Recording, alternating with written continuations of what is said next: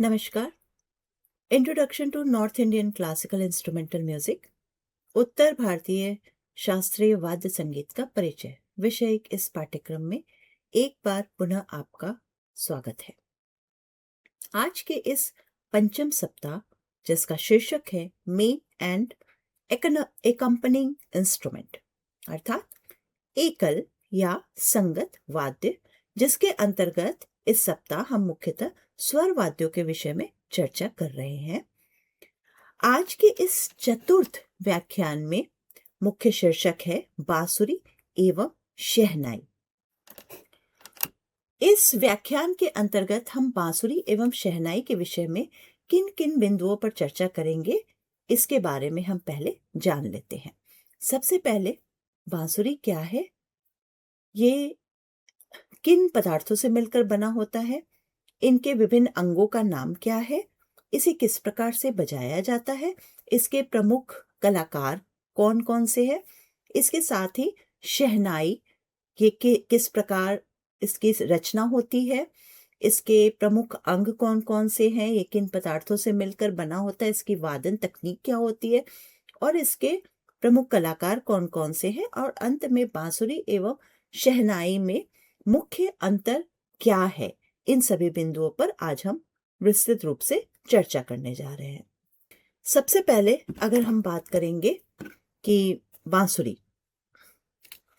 का परिचय क्या है, तो हम देखेंगे कि बांसुरी भारत का सबसे प्राचीन सुशील वाद्यों में से एक है। जैसा कि हम सभी जानते हैं कि श्री कृष्ण जी बांसुरी वादन करते थे, तो उस काल से हम बांसुरी का वादन देखते आ रहे हैं, तो निश्चय ही पृथ्वी लोक पर बांसुरी अन्य वाद्यों से अत्यंत ही प्राचीनतम वाद्य है।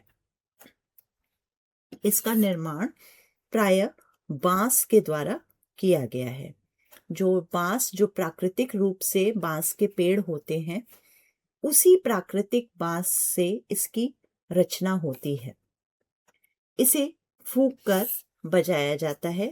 ये एक सुशील वाद्य के अंतर्गत आने वाला वाद्य है। सुशील वाद्य हम किसे कहते हैं? जिसमें हम फूंक के द्वारा स्वरों का निष्कासन करते हैं, ऐसे वाद्य को हम सुशील वाद्य कहते हैं, और बांसुरी उसमें से एक प्रमुख वाद्य है। हिंदुस्तानी एवं कर्नाटक दोनों संगीत परंपराओं में इसका प्रयोग होता है। तो हिंदुस्तानी संगीत का ही ये एक मुख्य वाद्य नहीं, बल्कि कर्नाटक संगीत में भी इस वाद्य का अत्यधिक प्रचार एवं प्रसार है। अब इसके संरचना के विषय में अगर हम बात करें, तो हम देखेंगे कि ये आप देख रहे हैं, ये बांसुरी की संरचना है। बांसुरी लगभग एक हाथ, हमारे हथेली से लेके कोहनी तक के इस आकार में लगभग होती है, और अपेक्षाकृत उससे बड़ी होती चली जाती है। अलग अलग आकृति के बांसुरी हमें देखने को मिलते हैं। तो अगर इस बांसुरी की हम बात करें, तो ये एक छिद्र है इसमें, जिसको फूंकने के लिए इस छिद्र का प्रयोग होता है। इस छिद्र के द्वारा ही, हवा के द्वारा, हम स्वर निष्कासन की प्रक्रिया करते हैं। इसके पश्चात अगर देखेंगे तो ये छोटे छोटे 6 छिद्र हमें दिखाई देते हैं। ये स्वर के छिद्र होते हैं। इन्हें हम पूरा उंगलियों से दबाकर और एक एक उंगलियों को उठाकर हम अलग अलग स्वरों का निष्कासन करते हैं। उसके पश्चात एक और छिद्र यहाँ पर होता है, जो स्वरों की सीमा बढ़ाने के लिए छिद्र होता है। इसको दबाकर हम इसका वादन नहीं करते हैं, ये सिर्फ हवा को, दबाव को नियंत्रण करने के लिए होता है। और ये जो बांसुरी है, यहाँ पर गांठदार सिरा होता है जनरली, और ये जो होता है ये खुला सिरा होता है, ये नीचे का सिरा होता है। अब बात आती है कि अलग अलग आकार की बांसुरी भी होती है। तो ऐसा क्यों होता है? अलग अलग आकार के बांसुरी की आवश्यकता हमें क्यों होती है? तो अगर हम देखेंगे कि अगर हम इस बांसुरी का ही उदाहरण ले लें, तो बांसुरी की जो संरचना होती है उसमें वैज्ञानिक दृष्टिकोण से देखें तो जिस प्रकार से तत्वाद्य में हमने पहले भी चर्चा की थी कि तारों की लंबाई जितनी छोटी होती जाती है उसकी आवृत्ति उतनी ही बढ़ती चली जाती है, अर्थात कि स्वर उतना ऊंचा होता चला जाता है। और यही कारण है कि जब सितार या अन्य कोई वाद्य में पर्दों से जब हम तारों को दबाते हैं तो जितनी लंबाई हम रख के दबाएंगे स्वर उतना नीचा होगा, और जितनी लंबाई को हम कम करते जाते हैं वाद्य पर, तारों की लंबाई को हम कम करते जाते हैं, उतना स्वर ऊंचा होता चला जाता है। उसी प्रकार से जब हम बांसुरी की बात करते हैं तो बांसुरी में ये छिद्र जो है, एक छिद्र से दूसरे छिद्र के बीच की जो दूरी होती है वो स्वर, अलग अलग स्वर निकालने के लिए निश्चित होती है। उसमें भी एक वाद्य निर्माता या बांसुरी निर्माता को ये देखना पड़ता है कि एक छिद्र से दूसरे छिद्र की दूरी कितने अनुपात में रखी जाए या कितना रखा जाए, या उसका छिद्र कितना बड़ा किया जाए ताकि उससे सटीक स्वर निकल सके। इसी के आधार पर जब, चूंकि ये इतनी छोटी बांसुरी है, इसका जब हम बांसुरी की गोलाई और लंबाई जिस प्रकार से बढ़ाते चले जाते हैं उससे स्वर और नीचा होता चला जाता है। जैसा कि हम सभी जानते हैं कि कोई भी हम अगर पिच ले ले या स्वर ले ले, वहां से सारे गामा पधा नीसा हम निकाल सकते हैं। अगर हम यहां से ले सा रे गामा पधा नीसा, या और नीचे से ले सा रे गामा पधा नीसा, यहां से ले, या और भी नीचे से ले, तो इस प्रकार से अलग अलग स्केल में अलग अलग सारे गामा पधा नीसा की ध्वनि निकलेगी। तो उसी प्रकार से ये बांसुरी में, चूंकि तार में तो हम उसको कस के या ढीला करके हम उस पिच पे अपने वाद्य को मिला सकते हैं। जैसे कि सितार है तो हम सी में भी मिला सकते हैं, सी शार्प में भी मिला सकते हैं, और डी में भी कम से कम मिला सकते हैं। लेकिन बांसुरी में एक ही पिच की बांसुरी एक बांसुरी होती है, उसमें हम पिच को ऊपर चढ़ाना या नीचे चढ़ाना नहीं कर सकते हैं। ऐसा करने के लिए बांसुरी के साइज को बढ़ाना पड़ता है, इसीलिए अलग अलग स्केल की बांसुरी अलग अलग साइज की होती है। तो इसीलिए ये बांसुरी कई साइजों में होती है, और इसकी जो ये गोल दूरी है एक छिद्र से दूसरे छिद्र की दूरी, वो स्वर की सटीकता को देखते हुए वहां पर होल किया जाता है। और सिर्फ ये दूरी मायने नहीं रखती है, बल्कि इसके अंदर जो छिद्र हो रहा है वो भी मायने रखता है कि उस छिद्र में कितना होल किया जाए जिससे कि स्वर की सटीकता आ सके। इसके पश्चात बांसुरी की वादन शैली और उसके प्रमुख कलाकार कौन कौन से हैं। तो अगर देखा जाए तो वादन शैली बांसुरी को आड़ी स्थिति में रखकर निश्चित श्वास के माध्यम से बजाया जाता है।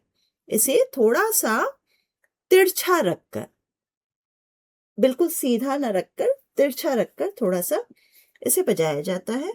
इसमें मीण, मुर्की, गमक और तान सहजता से प्रस्तुत किया जा सकता है।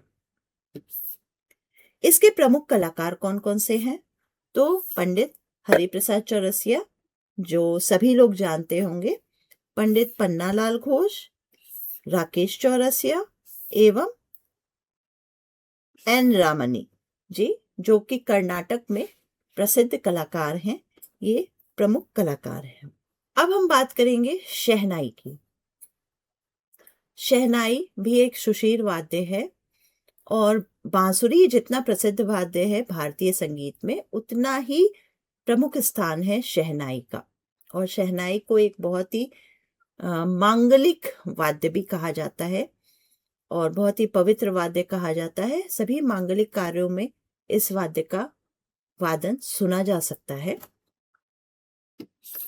तो शहनाई एक डबल रीड का सुशीर वाद्य है।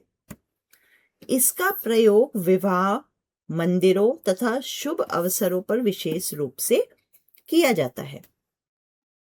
हिंदुस्तानी शास्त्रीय संगीत में इसे प्रतिष्ठा दिलाने का श्रेय उस्ताद बिस्मिल्लाह खां जी को जाता है।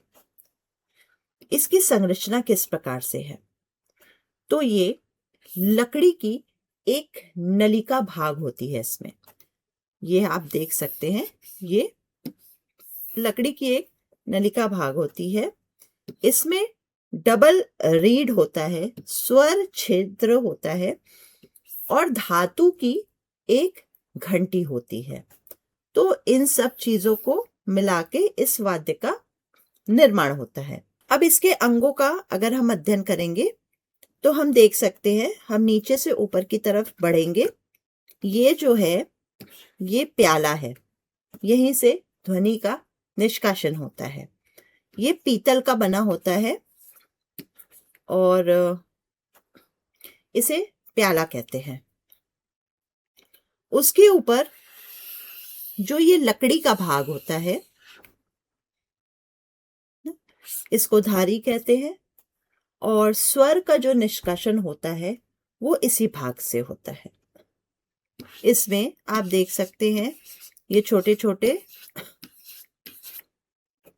छिद्र बने हुए हैं जो बांसुरी के समान कार्य करते हैं। जिस प्रकार बांसुरी में इन छोटे छिद्रों को दबाकर हम स्वरों का निष्कासन करते हैं, उसी प्रकार से शहनाई में भी इन छिद्रों से उंगलियों से दबाकर हम स्वरों का निष्कासन करते हैं।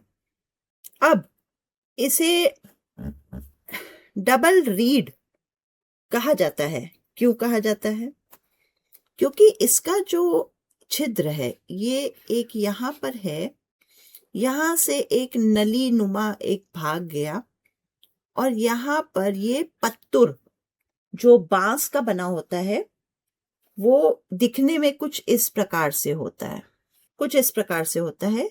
ये वाले भाग को मुंह पर दबाया जाता है और सिर्फ फूंक मारने से नहीं होता है। दोनों होठों को अंदर की तरफ दबाकर और इस वाले भाग पर जीभ के एक निश्चित प्लेसमेंट होता है और वहां से फिर हवा का निष्कासन किया जाता है। तो इस शहनाई में आवाज आती है। जैसे बांसुरी हुआ या अन्य वाद्य हुआ कि हम सीधे फूंक मारते हैं और हमें स्वर की प्राप्ति हो जाती है, ऐसा इस वाद्य में नहीं होता है। इसके पश्चात ये पत्तुर से हम फूंक मारते हैं। यहाँ पर कुछ एक्स्ट्रा पत्तुर भी है। इन पत्तुर को पहले पानी से या थूक से इसको नरम भी किया जाता है और उसके पश्चात ही इसका वादन किया जाता है।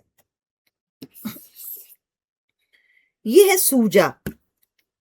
ये एक निडल के आकार का होता है। इसके द्वारा हम पत्तुर के छेद को बड़ा या छोटा करते हैं और ये चपली है, इसमें ही हम पत्तुर को सेफ मोड में रखते हैं। तो ये हो गया शहनाई की आकृति।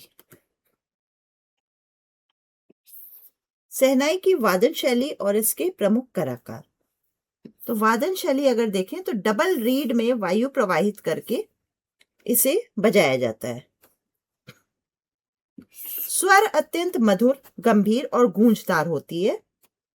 मीण, गमक और अलंकारों का इसमें प्रयोग होता है और इसके प्रमुख कलाकार हैं भारत रत्न उस्ताद बिस्मिल्लाह खां, अली अहमद हुसैन खां और अनंतलाल।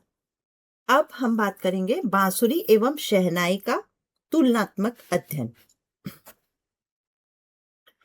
तो अगर वाद्य वर्ग की बात करें तो बांसुरी भी सुशीर वाद्य के अंतर्गत आता है और शहनाई भी सुशीर वाद्य के अंतर्गत आता है। इसके निर्माण की अगर बात करें तो बांसुरी बांस से बना होता है जबकि शहनाई लकड़ी एवं धातु से बना होता है। ध्वनि उत्पत्ति की बात की जाए तो इसे फूंक कर बजाया जाता है और इसे डबल रीड द्वारा, फूंकने की एक अलग तकनीक होती है, उसके द्वारा बजाया जाता है। अगर स्वर की बात करें तो मधुर एवं कोमल है इसकी गंभीर एवं गूंजदार है। उपयोग शास्त्रीय लोक एवं फिल्म संगीत में बांसुरी का होता है, जबकि शहनाई का शास्त्रीय, धार्मिक एवं मांगलिक अवसर पर। बांसुरी के प्रमुख कलाकार हरिप्रसाद चौरसिया और शहनाई के उस्ताद बिस्मिल्लाह खां। तो ये था बांसुरी एवं शहनाई का तुलनात्मक अध्ययन। अब हम इसके वादन को एक बार देख लेते हैं।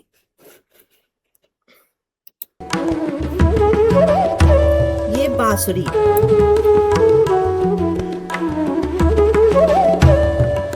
आप देख सकते हैं, थोड़ा सा तिरछा करके इसकी वादन विधि होती है।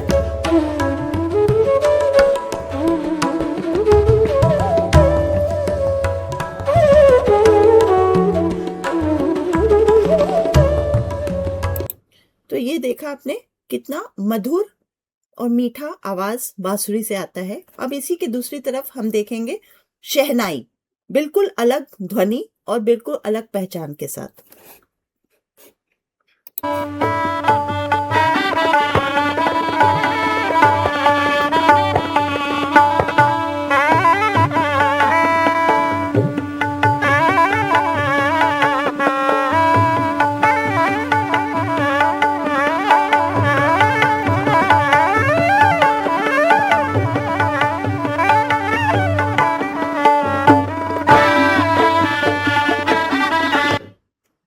तो देखा, ये बांसुरी और शहनाई दोनों ही सुशील वाद्य होते हुए भी दोनों के ध्वनि निष्कासन तकनीक में भी बहुत अंतर है और इसके साथ ही इसके आवाज में भी अंतर है। तो इस प्रकार आज हमने जाना बांसुरी क्या है, बांसुरी की वादन शैली और उसके प्रमुख कलाकार कौन है। उसी प्रकार शहनाई क्या है, शहनाई की वादन शैली और उसके प्रमुख कलाकार कौन है, और दोनों में ही तुलनात्मक अध्ययन के विषय में हमने चर्चा की। इसी के साथ आज का ये व्याख्यान यहीं पर समाप्त। धन्यवाद।